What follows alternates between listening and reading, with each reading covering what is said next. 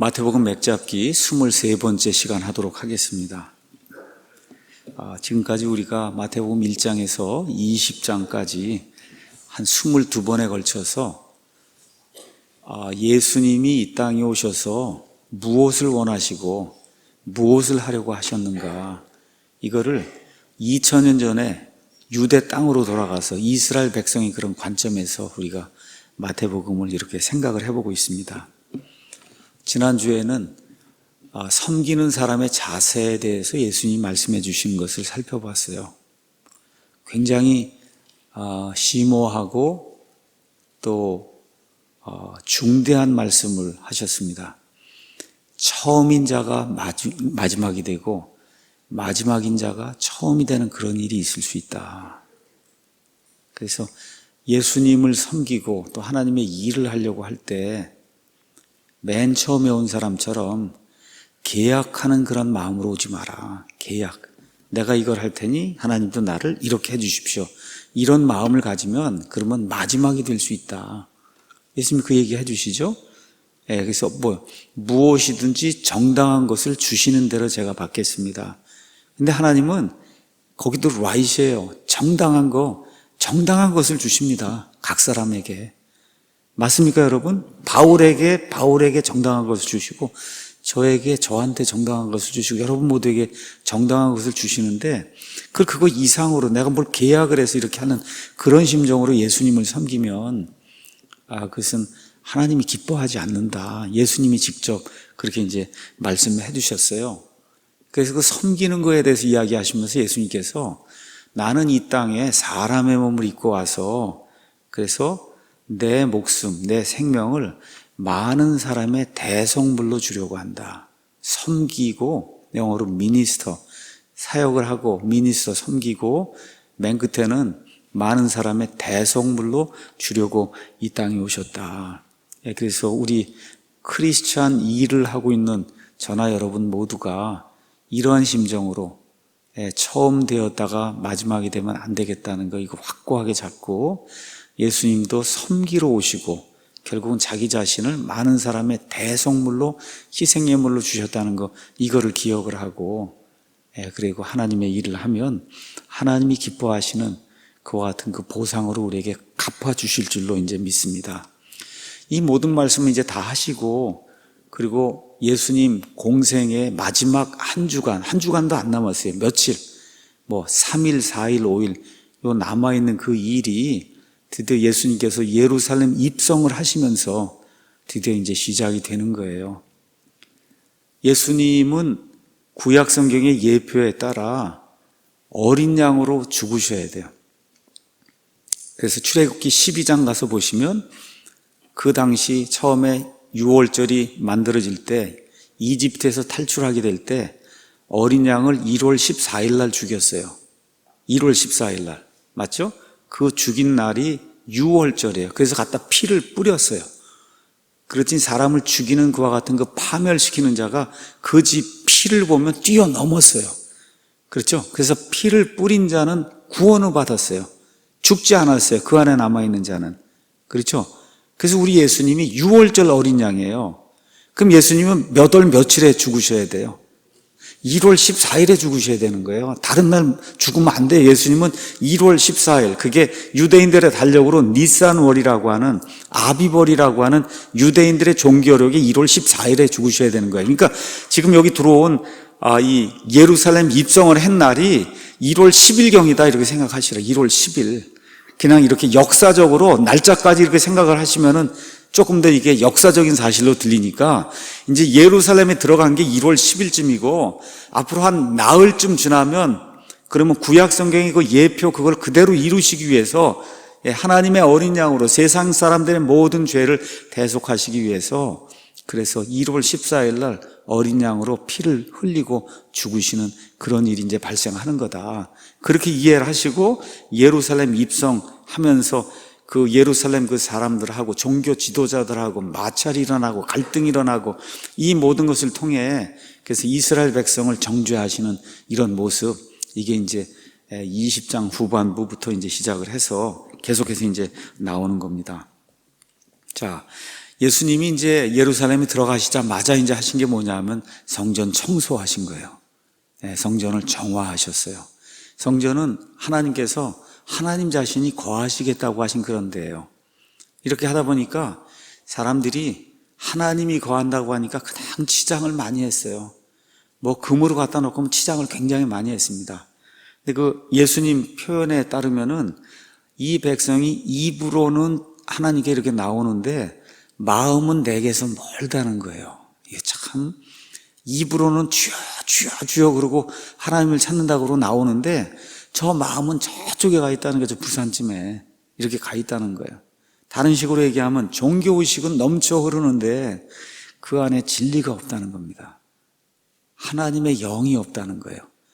그래서 일단 성전 청소, 이게 정화라고 하는 걸 통해서, 그래서 이스라엘 사람들의 이러한 그 종교놀이, 종교의식, 이걸로는 나한테 하나님 앞에 나올 수가 없다. 이제 그 이야기 하시고, 그리고 이제 곧바로 열매를 맺지 못해서 열매가 없는 무화과 나무를 만나고 저주하시는 그런 내용이 나옵니다. 그래서 성경에는 무화과, 그 다음에 포도원, 이게 나오면은 그게 많은 경우 이스라엘을 이렇게 상징을 한다. 그래서 그 무화과 나무 이야기를 하면서 열매 맺지 못하고 겉으로 보기엔 그냥 잎 사이가 엄청나게 많은데 가서 보니까 먹을 열매가 하나도 없는 이런 형태의 이스라엘을 하나님이 저주하시는구나. 이렇게 이제 보시면 될 것 같아요. 자, 우리가 이제 삼위일체 하나님을 믿습니다. 삼위일체 하나님, 한 하나님인데 그 안에 세 인격체가 계신 거예요. 아버지 하나님, 아들 하나님, 성령 하나님이 다른 인격체예요. 다른 인격체입니다. 다른 분이에요. 그런데 세 하나님이 아니라 한 하나님이에요. 자, 이제부터 마태복음 21장 28절부터 시작을 해서 오늘 22장 1절에서 14절까지 이렇게 쭉 이렇게 나가게 되는데, 이 안에서 이스라엘 백성이 삼위일체 하나님을 하나씩 거부하고 배반하는 그와 같은 내용이 이 안에 기록이 되어 있습니다. 먼저 침례자 요한의 사역을 거부함으로써 아버지 하나님을 부인하는 것, 그 다음에 이제 포도원 비유를 통해서 아들을 부인하고 심지어 아들을 죽이는 것, 그 다음에 그 뒤에 성령 하나님을 부인하는 이런 내용이 이렇게 쭉 나와 있으니까 그걸 하나하나 이제 설명을 드리고, 그 다음에 6월절 어린 양으로 이 땅에 오셨어요. 6월절 어린 양은 1월 14일에 죽지만 1월 10일에 취합니다. 1월 10일에 이 양이 6월절 어린 양으로 쓸 수 있는가 없는가를 그 1월 10일에 취한 다음에 나흘 동안 두고 보는 거예요. 흠이 있는지 없는지 보기 위해서.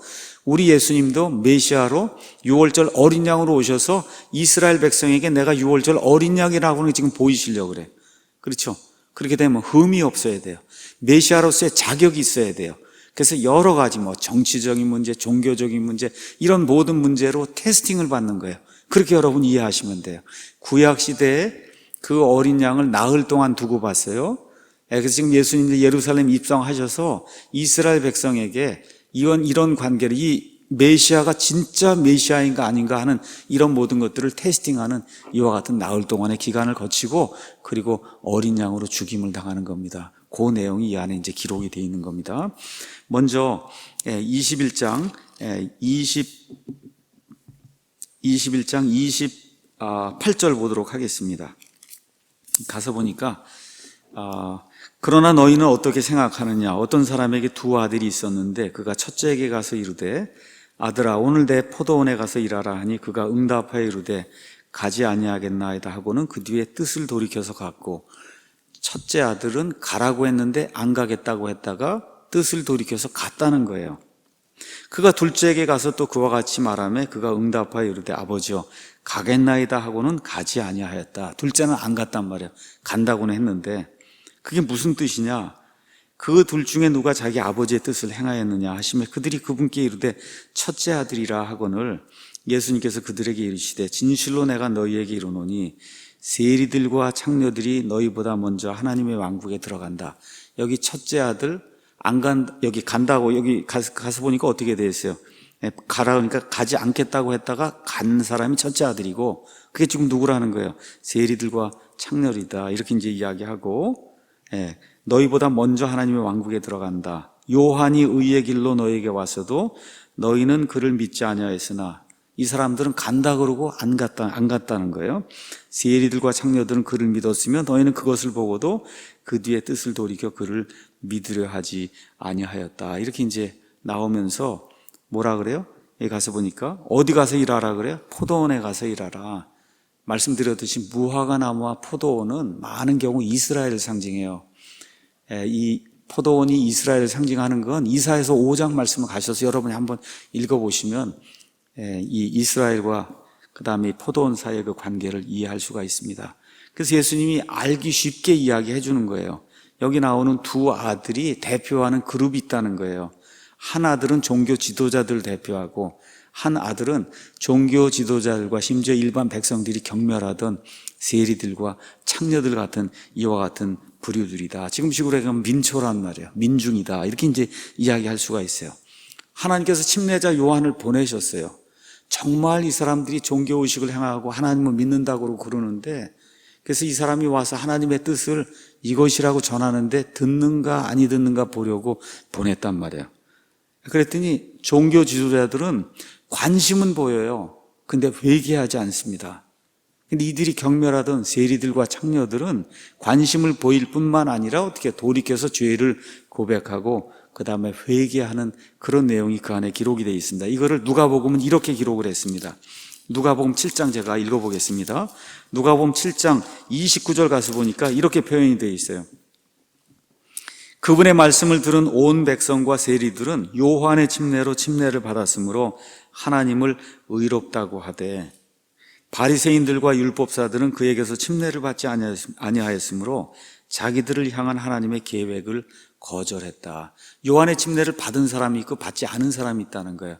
요한의 침례는 뭐예요? 회개의 침례예요. 회개하겠다는 그런 침례예요. 잘못했다고 하는 거예요. 그리고 어떻게 돌이키겠다는 거예요. 어떻게 180도 돌이키겠다. 그래서 종교 지도자들은 요한의 침례를 받지 않았다는 거예요. 왜 그래? 우리 의롭다는 거, 우리 자신이. 그렇죠? 근데 그렇지 않고 이 민초라고 불리는 경멸받던 이런 사람들은 요한의 침례를 받았다는 거예요. 그 의미가 뭐냐?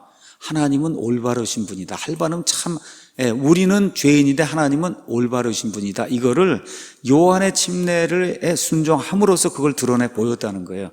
그리고 예수님이 지금 그 얘기를 하는 거예요. 첫 번째 너희가 아버지를 대적하고 아버지를 배반했다. 요한의 침례를 와서 선포하는데 너희가 받지 않았다는 거예요.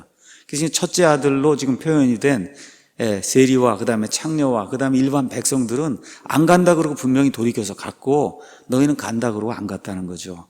그래서 첫 번째 지금 이야기하는 거, 요한을 거부한 거, 침례자 요한을 거부한 게 아버지를 거부한 거다. 이렇게 이제 이야기하세요. 왜 종교 지도자들이 하나님의 뜻을 거부하고 그 다음에 요한의 이 침례를 받지 않았느냐? 요한복음 12장 가서 보면 이런 말씀이 있습니다. 요한복음 12장 43절. 이게 사람이기 때문에 이런 일이 이제 생기는데 저와 여러분이 이거를 극복을 해야 됩니다. 12장 42절 가서 보니까 그럼에도 불구하고 우두머리 치리자들 가운데서도 많은 사람들이 그분을 믿되 바리새인들로 인해 회당에서 쫓겨날까 염려하여 그분을 시인하지 못했어요. 끝까지 거의 다 갔는데 사람들 앞에서 고백은 못한다는 거예요. 내가 저분을 믿는다. 왜 그러냐? 그들이 사람들의 칭찬을 하나님의 칭찬보다 더 사랑하였기 때문이라. 예수님을 시인하면 사람들이 와서 더 이상 종교 지도자로 인정을 안 한단 말이에요. 그러면 라삐님 그러고 이렇게 칭찬받고 이런 거 이건 못한다는 거예요. 그게 좋았기 때문에 하나님으로 받던 그 칭찬 그게 훨씬 더 중요한 거를 그걸 잊어버리고 그리고 예수님을 공개적으로 시인하는 그런 일을 하지 못했다는 거예요. 너무나 많은 분들이 인간이기 때문에 이런 약점을 가지고 있어요. 내가 이걸 시인하면 내가 다니는 이런 모든 그런 서클에서 내가 쫓겨난다, 아니면 밀려난다, 아니면 미움을 받는다, 이런 거. 근데 그리스도인들, 하나님이 원하는 그러한 사람은 예면 예, 아니면 아니오라고 얘기할 수 있는 사람이어야 돼요. 예수님이 그거 이상의 것은 죄에서 난다 그랬어요. 저와 여러분이 옳으면 옳고 그르면 그르다고 얘기해야 돼요. 여러분 세상 사람들과 달리 살아야 돼요. 뱀은 간교해요. 그래서 얘도 아니라고 그러고 아니어도 그렇다고 이렇게 얘기하는 그게 뱀이에요. 뱀에 속한 사람이 그런 사람이에요. 하나님에 속하면 얘는 얘, 아니면 아니요 그래야 돼요.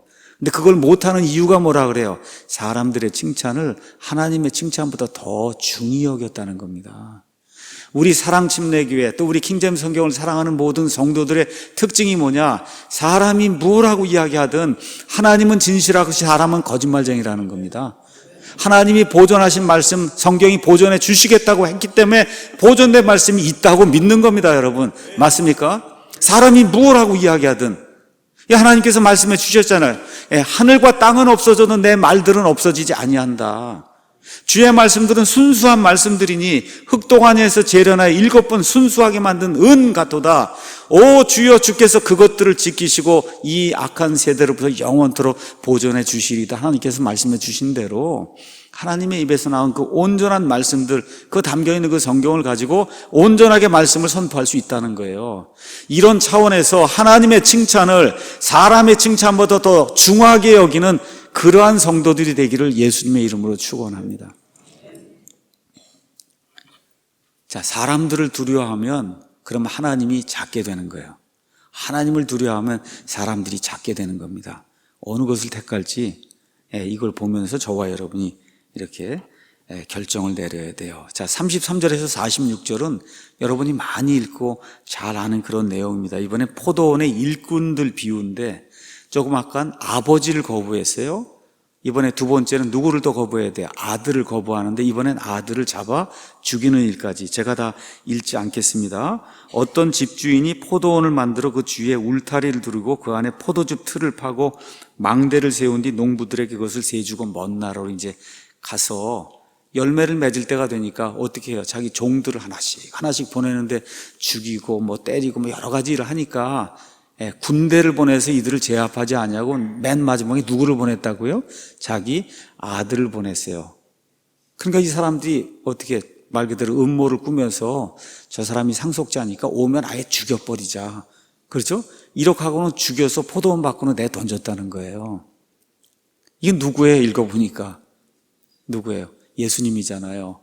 그렇죠? 포도원, 이스라엘에는 포도원을 만들었어요. 어떻게 만들었어요? 이집트 속박의 땅, 용광로, 쇠용광로 이집트에서 하나님의 어린 양의 피로 은혜로, 그렇죠? 이 사람들의 그 행위와 상관없이 해서 끄집어냈잖아요. 그래서 가나안 땅에 보내주셨잖아요.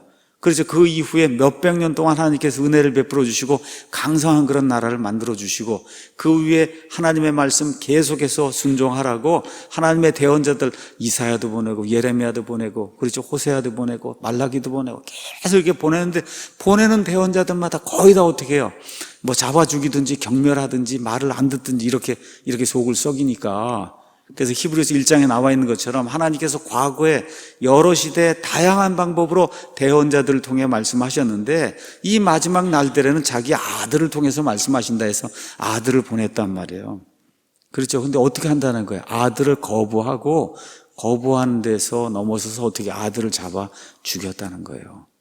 그 예수님이 그 비유를 말씀하시더니 그러고는 이렇게 하는 거예요. 40절에 그런즉 포도원 주인이 오면 그 농부들에게 어떻게 하겠느냐 하고 이 사람들에게 직접 물은 거예요. 이 일을 꾸밀 사람들에게. 그랬더니 그 사람들이 어떻게 해요? 할 수 없으니까 그가 그 사악한 자들을 무참히 멸하고 자기 포도원은 제때에 자기에게 열매를 바칠 다른 농부들에게 주지 않겠네. 이거 뭐 너무 당연한 거 아닙니까? 포도원을 경영하는데 열매를 안 바쳐요. 아들까지 보냈는데 아들도 죽여요. 그럼 주인이 와갖고 어떻게 하겠어요? 종들을 완전히 처단하자. 그 대답밖에 안 나오는 거예요.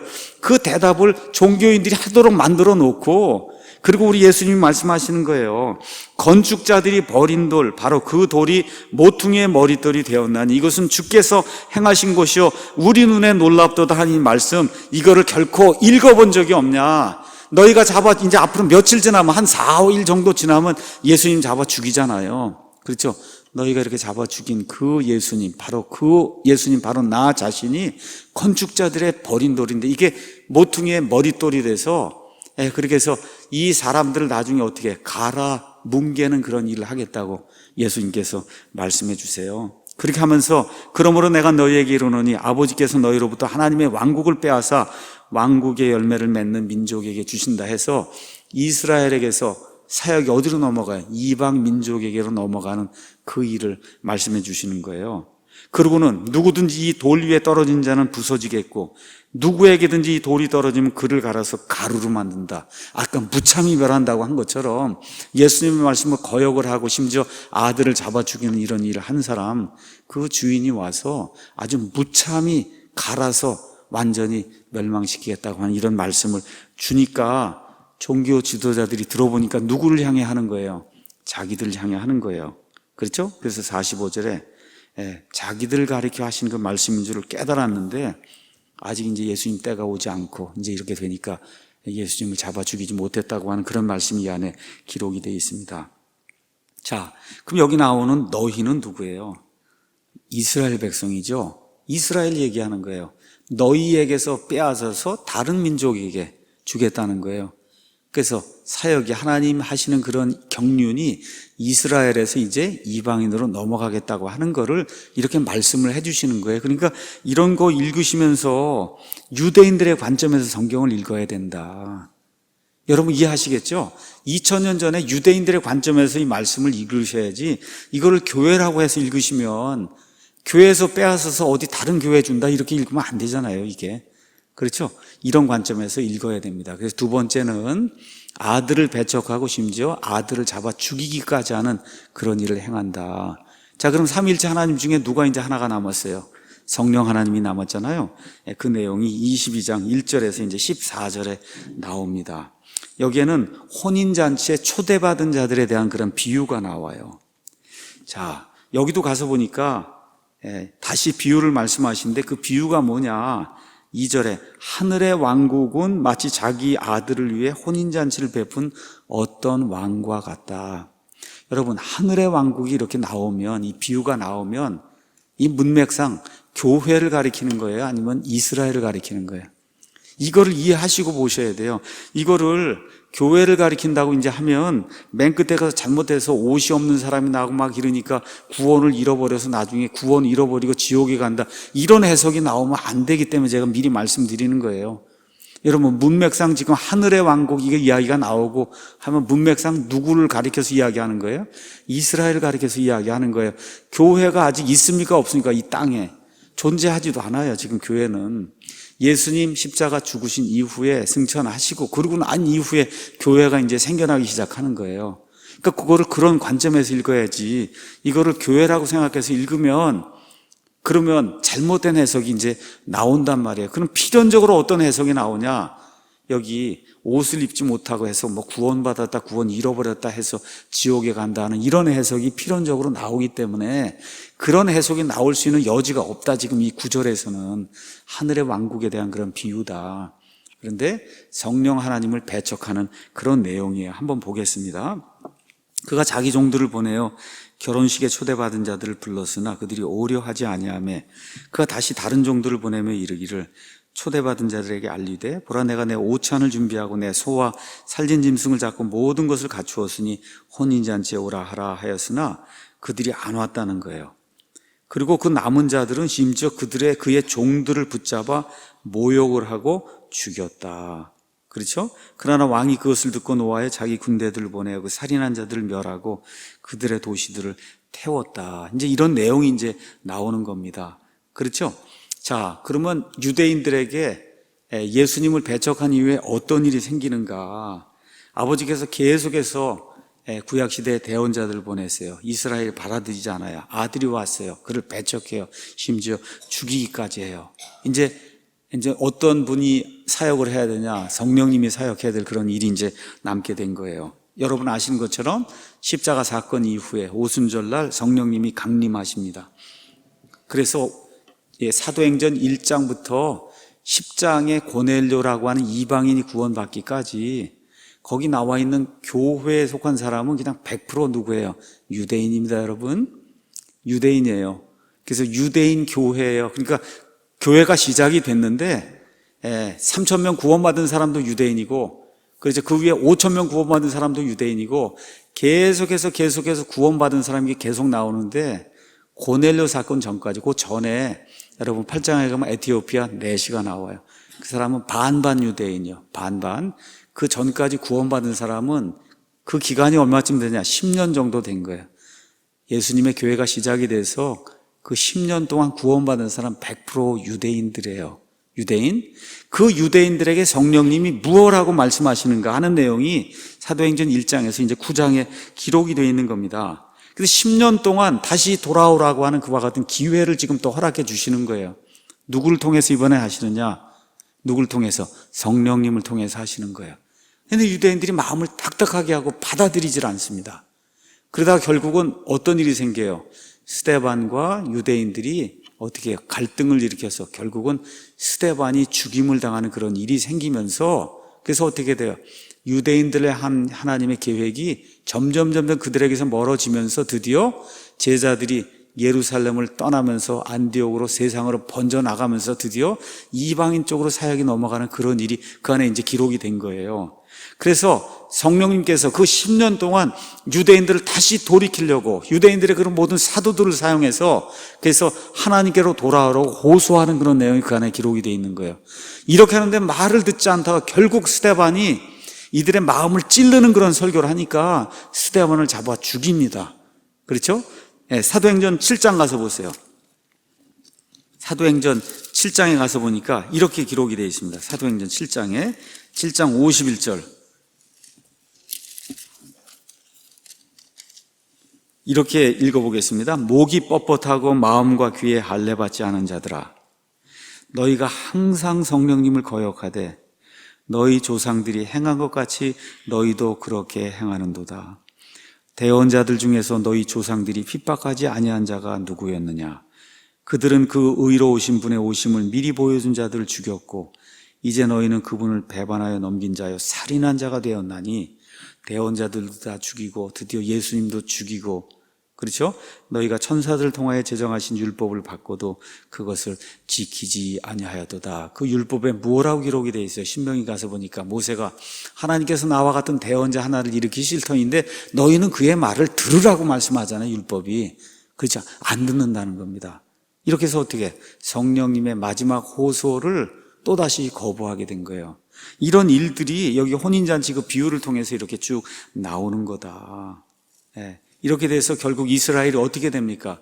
그 10년 이후에 하나님의 사역이 이방인들에게 넘어가고 그 이후로 30년이 지나서 AD 70년이 딱 되니까 로마의 타이투스 장군이 와서 예루살렘을 다 멸절을 하고, 그렇죠, 어떻게 성전을 다 멸절하고 유대인들을 다 이스라엘에서 쫓아내버리고, 그렇죠, 이런 일들, 그게 이런 걸 표현한 거예요. 7절.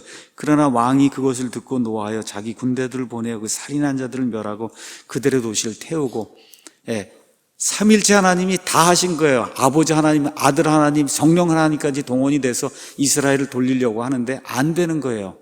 그래서 어떻게 돼? AD 70년에 그 땅에서 쫓겨나서 지금 저기 땅에 돌아갈 때까지 근한 1950년 이 세상을 돌아다니며 핍박을 받는 그런 일이 이스라엘 백성에게 생겼다. 지금 그 얘기를 지금 하고 있는 겁니다. 예. 자, 그러면 그 이후에 가서 보니까 잔치하는 얘기가 나오는데 그 잔치하는 데 가서 보니 그 뒤에 자기 종들에게 또 뭐라고 이야기하냐? 결혼식은 준비가 돼 있는데 초대받은 자들이 합당하지 아니하니. 초대받은 자들이 합당하지 않아요. 누굴 초대했어요? 이스라엘 백성을 초대했는데 초대받은 자들이 합당하지 않아요. 그러니까 어떻게 해요? 나가서 큰 길 만나는 자들을 다 혼인잔치에 초대하라 그래서 저와 여러분이 지금 어떻게 된 거예요? 이렇게 된 거예요, 지금. 이스라엘 백성의 이 합당치 아니함을 통해서 사도 바울의 표현대로 그들의 넘어짐을 통해서 저와 여러분에게 하나님의 복음이 전달이 된 거예요. 그렇죠?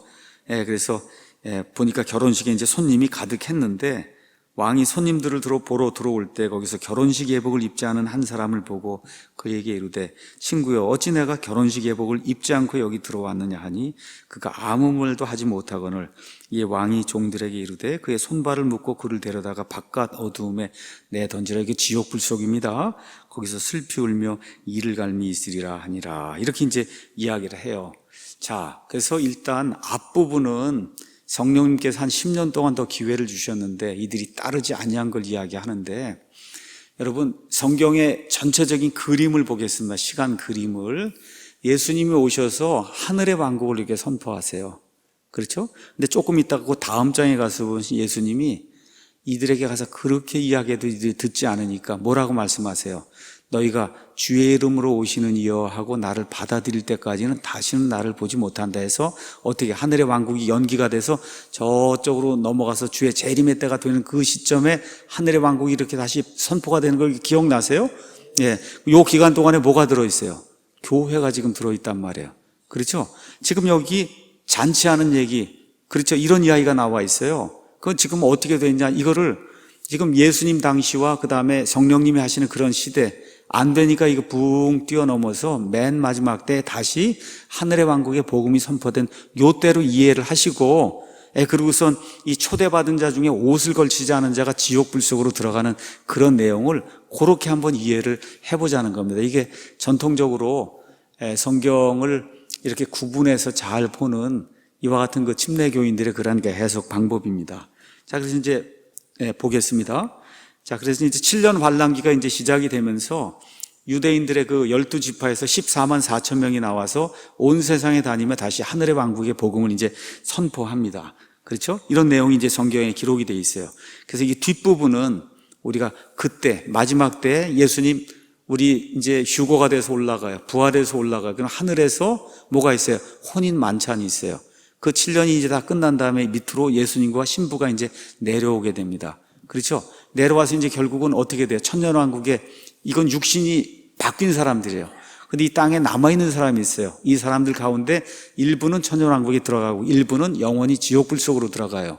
그럼 땅에는 누가 남아있냐? 두 종류가 남아있어요. 누가 남아있어요? 유대인 아니면 이방인. 맞습니까? 유대인 가운데도 지옥불 속에 들어갈 사람이 있고 이방인 가운데 지옥 불 속에 들어갈 사람이 있고 그거 들어가지 않은 사람만 어디 육체를 입고 천년왕국으로 지금 들어가는 거예요. 이 사람들이 누리는 그 천년왕국의 그런 기쁨이 이 신랑과 신부의 어느 의미에서 결혼식 잔치와 같은 그런 기쁨의 시간이다. 그렇게 이해를 하고 거기에 들어가는 사람이 있고 들어가지 못하는 사람이 있다. 이렇게 우리가 잠정적으로 이해를 하고 이 말씀을 한번 풀어보도록 하겠습니다. 자, 그러면 결혼식 예복을 입지 않은 사람이 누구냐? 그 당시 이제 동방 지역의 결혼 풍습은 혼주가 예복을 오는 사람을 다 지정을 하고 오는 사람 모두에게 예복을 나눠주는 거예요. 그러니까 그 예복이 없으면 결혼식에 못 들어가는 거예요. 예복이 없으면. 자, 그러면 유대인들을 다시 이제 맨 마지막 때가 되면 7년 동안 유대인들을 다시 부르는 거예요. 다시 불러요. 초청을 하는 겁니다. 초청을 하는데 믿음을 가지고 그 7년 환란기를 믿음을 가지고 잘 통과해서 예수님을 믿는 그러한 유대인들, 그래서 주의 이름으로 오시는 이여 하고 메시아를 받아들인 유대인들이 있고 또 다수의 그런 유대인들이 아니라고 거부하는 그런 유대인들이 있다는 거예요. 그래서 그 7년 환란기에 예수님을 믿음으로 믿고 끝까지 환란기를 통과하는 이런 사람들, 그게 옷을 입은 그런 사람들, 그 다음에 예복이 없는 사람, 그걸 이루지 못한 그런 사람들, 이렇게 보는 것이 합당하지 않겠느냐. 그래서 9절에서 10절 이런 말씀들을 이렇게 쭉 보고 그 다음에 11절 14절 보면서 그래서 환란기에 민족적으로 이스라엘 이제 부르고 그 다음에 이스라엘이 개인적으로 판단을 받는 거. 아까 이제 가서 보면 10절에 그 종들이 큰 길로 가서 나쁜 자든 좋은 자든 다 만나는 데를 함께 모아 오니 결혼식에 손님이 가득했다. 아까 제가 말씀 영적인 의미로는 이스라엘의 배척을 통해서 누가 들어가요? 저와 여러분 같은 사람들이 들어가는데 지금 여기 결혼식만으로 우리가 가서 봤을 때는 이 결혼식은 지금 이스라엘을 초청한 거잖아요. 이스라엘. 이해하시겠죠? 그래서 영적인 의미로 해석할 수가 있고 그 다음 실질적으로 맨 마지막에 이루어지는 결혼식의 의미로 해석했을 때는 그때는 종교 지도자들과 같이 계속해서 거부하는 사람 들어오지 못하고 그렇죠? 이 사람들이 경멸하던 그런 사람들, 예수님만 믿고 환란기를 통과하는 그런 사람들, 이 사람들이 결혼식에 이제 들어온다. 이런 내용을 우리가 이제 볼 수가 있습니다. 근데 예복이 없는 자는 어떻게 됩니까? 쫓겨나서 지옥 불 속에 지금 들어가는 게 13절에 기록이 돼 있죠. 이런 내용이 구체적으로 마태복음 25장에 기록이 돼 있어요. 우리가 한번 마태복음 24장 그 뒤로 넘어가서 보시면 24장 29절에 그 날들의 환란 뒤에 그래서 대환란기가 이스라엘에게 닥치는 내용이 24장에 이제 기록이 되어 있습니다. 그 다음에 25장 가서 보세요.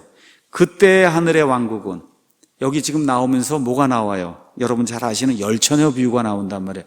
이것도 하늘의 왕국이에요. 교회 얘기가 아니에요. 그때 이 하늘의 왕국, 이건 뭘 얘기하느냐 하면, 지금식으로 얘기하면 결혼식에 예복을 입고 들어간 사람이 있고 들어가지 못한 사람이 있어요. 그래서 여기 기름이 있는 사람이 있고 기름이 없는 사람이 있어요. 그래서 결과가 어떻게 나타납니까? 25장 20절에 가서 25장 가서 한번 보도록 하죠. 이 달란트 비유도 나오고 그 다음에 열처녀 비유도 나오고, 이게 끝난 다음에 맨 마지막에 양과 염소의 비유가 나와요.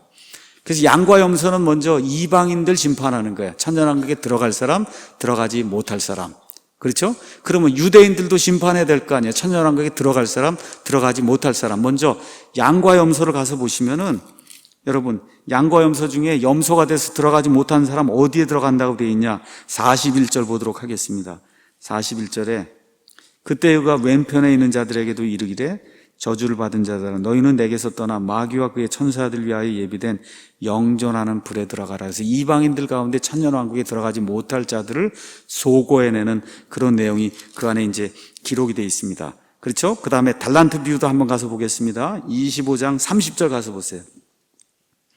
이 무익한 종을 바깥 어둠 속에 내던지라. 거기서 슬피 울며 이를 갈미. 여러분, 아까랑 똑같잖아요. 그렇죠? 그럼 여기 달란트 비유 나오고 한 거는, 그 앞에 열처녀 비유는 누굴 이야기하는 거예요? 유대인들 이야기하는 거예요. 유대인들 가운데 천년왕국에 들어가지 못하고 쫓겨나서 지옥 불 속으로 들어가는 사람이 있고, 양과 염소는 나중에 다시 설명할 겁니다. 양과 염소는 이방인들 가운데 들어가지 못하고 쫓겨나는 사람들이 있다는 거예요. 그래서 여기 마태복음 22장 1절에서 그 14절에 나오는 이 혼인만찬에 부르심을 받은 자들, 이 비유에서 예복이 없어서 쫓겨나서 지옥 불속으로 들어가는 사람은 앞뒤 문맥상 맨 마지막 때 다시 한번 초청을 하는데, 그 초청에 부응하지 않는 그와 같은 유대인들로 저와 여러분 이렇게 보시면 아마 무난하게 이게 이제 해석이 되지 않겠는가. 영적인 적용은 똑같습니다. 아까 제가 말씀드린 대로 복음은 하늘잔치예요. 하나님께서 아들의 잔치에 사람들을 부르십니다. 그런데 메시지를 가볍게 여기는 사람들이 있어요. 5절에 있는 것처럼 그것을 가볍게 여겨요.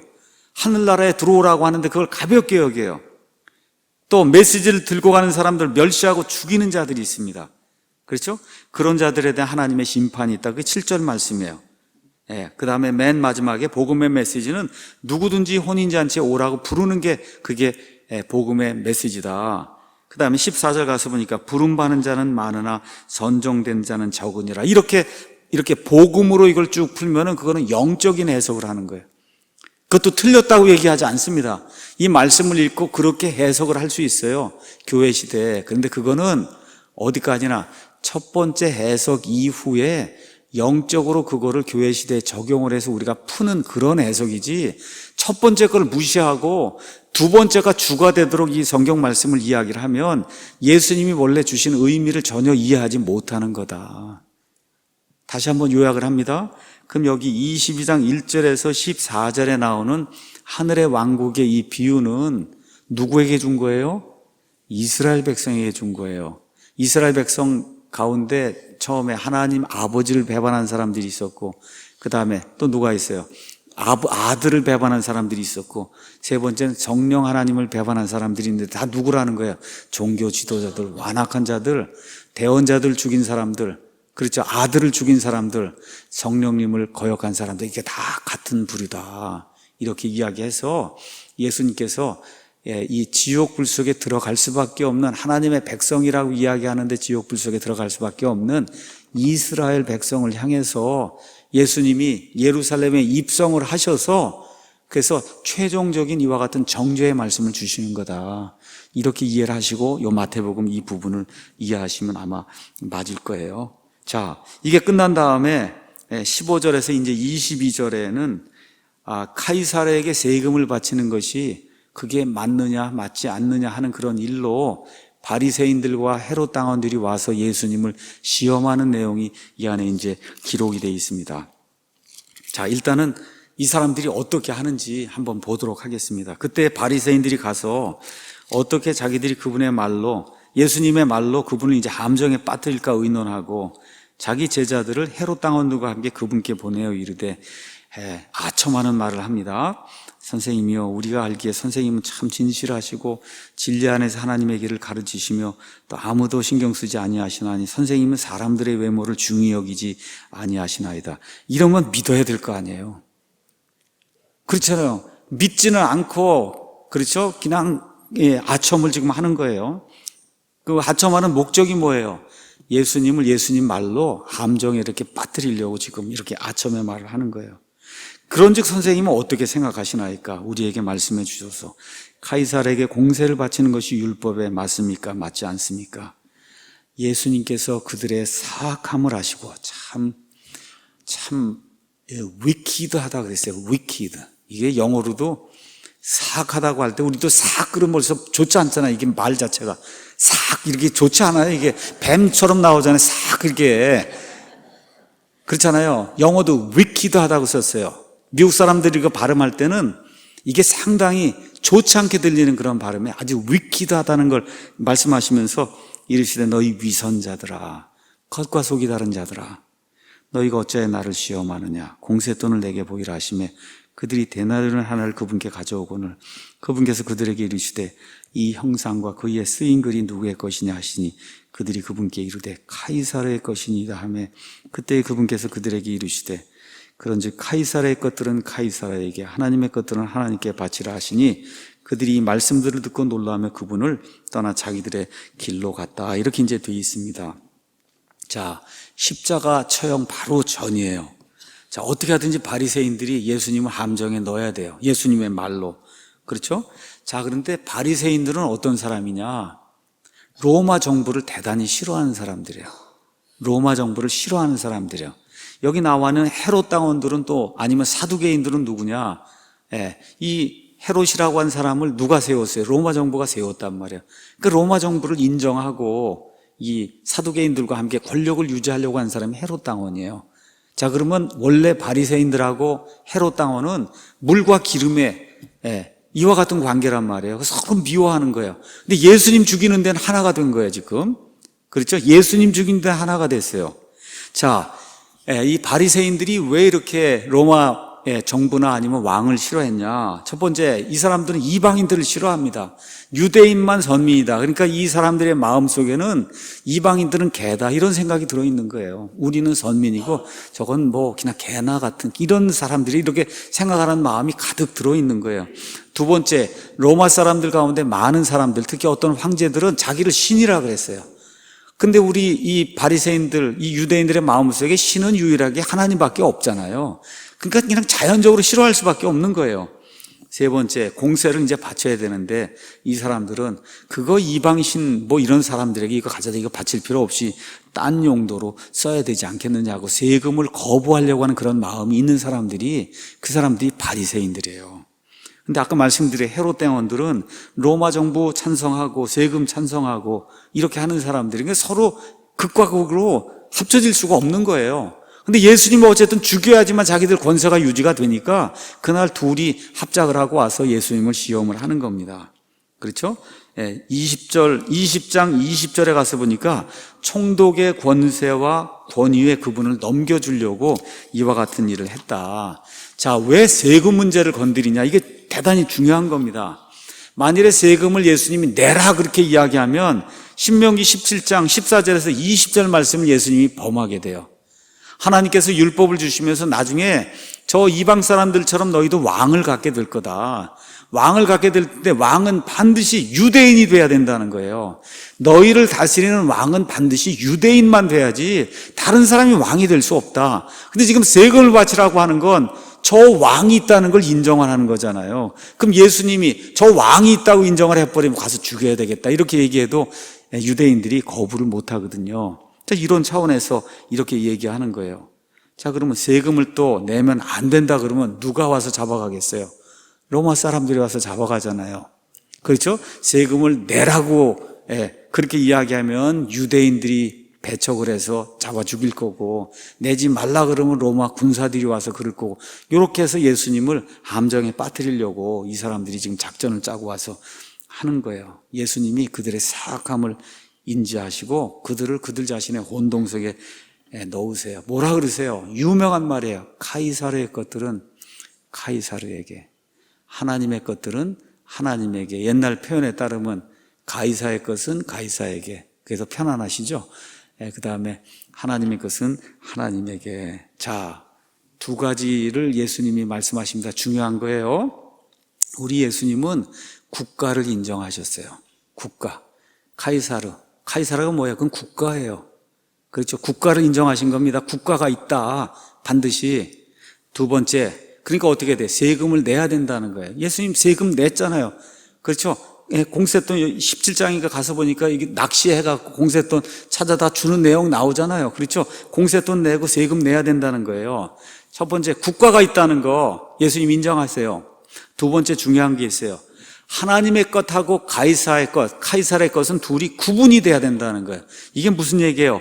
교회와 국가의 분리를 이야기한 거예요. 교회와 국가는 분리가 돼야 된다는 거예요. 이게 뭐예요? 정교 분리를 말씀하시는 거예요. 정교 분리를 이야기하세요. 그 전까지 유대인들은 신정정치를 했어요. 신정정치는 뭐예요? 정치하고 종교가 하나가 되는 게 신정정치예요. 근데 우리 예수님께서 뭐라고 말씀하세요? 이제부터 새로운 시대가 열리는데 이제는 국가와 그 다음에 정치가 분리가 돼야 된다. 국가와 정치가 분리가 돼야 되는 거예요. 이거를 지키지 않은 게 뭐예요? 중세 로마 천주교예요. 천주교회는 국가와 종교가 하나가 돼서, 여러분 지금 신정국가가 어디냐? 이슬람 국가 보시면 돼. 이란 한번 생각해 보시면, 이란에서 다른 종교 가질 수 있어요? 없어요. 죽는 거예요. 죽는 거. 거기서 하라는 대로 해야 되는 거예요. 사우디아라비아 마찬가지, 쿠웨이트 마찬가지, 인도네시아 마찬가지야.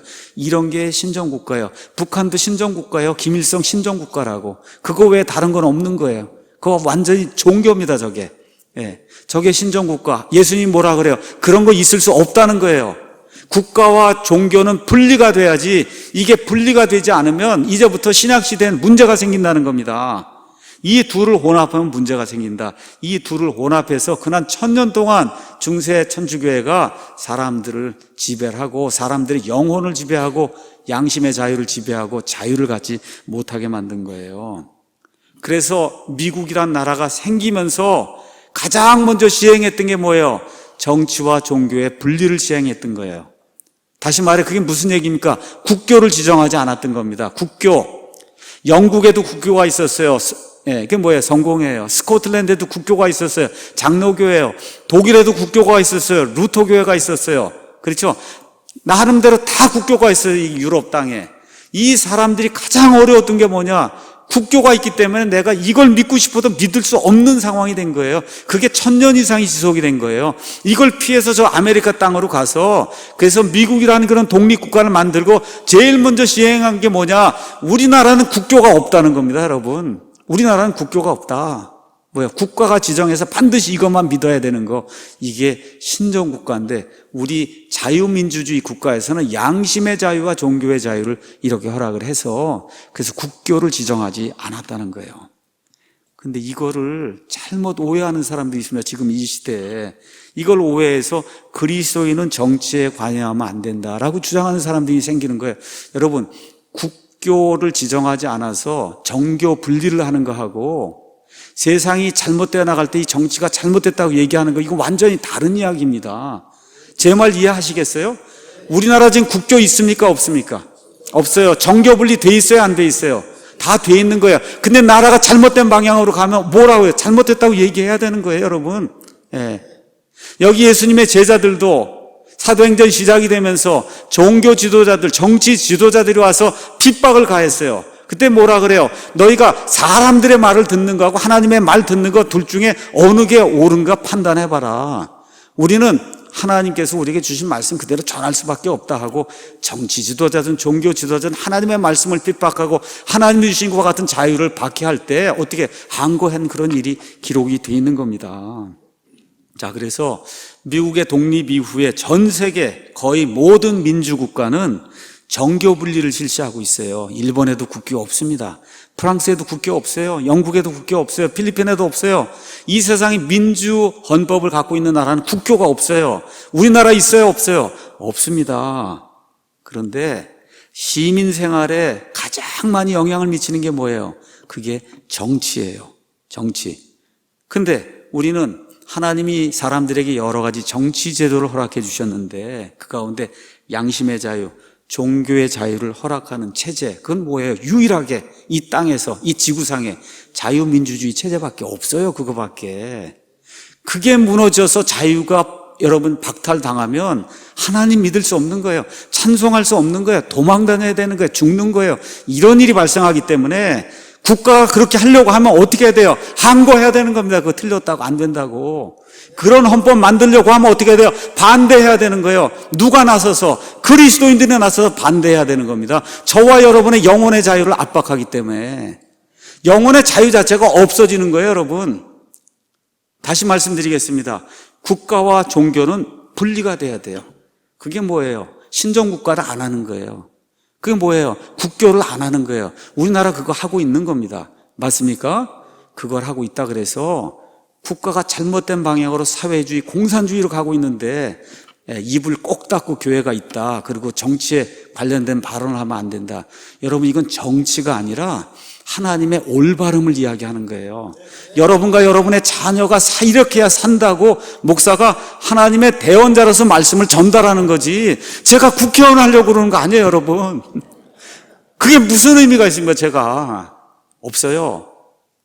여러분과 여러분의 아이들이 살 수 있는 길을 하나님의 입장에서 제가 있는 그대로 말씀을 드리는 거예요. 듣기 싫어해요. 제가 알고 있어요. 듣기 싫어하는 사람이 엄청 많아요. 근데 왜 그래요? 하나님의 말씀 옳은 건 듣기 싫어하는 사람이 많은 게 정상인 겁니다. 예. 그래도 어떻게 해야 되는 거예요? 왜 그래요? 제가 살고 제 아내가 살고 제 아이들이 살고 여러분과 여러분의 아이들이 자유를 지키고 살 수 있도록 하기 위해서, 그래서 제가 이야기하는 거예요. 오직 자유민주주의, 자유시장경제 체제만 하나님이 기뻐하시는 거예요. 지금 이 세상이 다른 거 하면 죽습니다. 예, 기억을 하시고, 예, 부탁을 드려요. 어떻게 부탁을 드리냐? 앞으로 바르게 투표해서 절대로 사회주의, 공산주의 국가가 되지 않도록 저와 여러분이 해야 될 책무를 가지고 있습니다. 책무, 혈연, 지연, 학연 어떻게 해야 돼요? 다 무시해야 돼요. 무시해야 돼요, 여러분. 다시 한번 제가 얘기할게요. 혈연, 지연, 학연 다 무시하고 오직 자유를 지켜주겠다는 사람 찍으셔야 돼요. 자유를 지켜주겠다.